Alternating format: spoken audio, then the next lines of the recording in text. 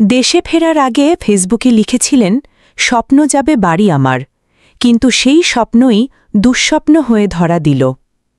৬ August ২০২৫ একজন প্রবাসী নিজের দেশে ফিরছিলেন স্ত্রী, সন্তান ও স্বজনদের সঙ্গে। তার নাম বাহার। দেশের মাটি ছুঁয়ে যখন পরিবারের সকলেই আনন্দে আত্মহারা, তখনও কেউ বুঝতে পারেনি এটাই হতে যাচ্ছে তাদের জীবনের শেষ সফর।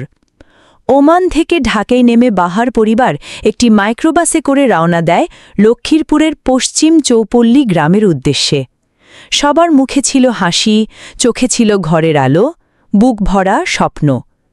কিন্তু মাত্র কয়েক ঘণ্টা পরই সেই আলো নিভে যায় এক নির্মম দুর্ঘটনায়।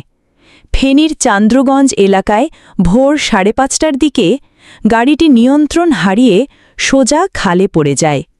বুকে জমে থাকা সব কথা, সব স্বপ্ন মাটি ছোঁয়ার আগেই তলিয়ে যায় পানির নিচে।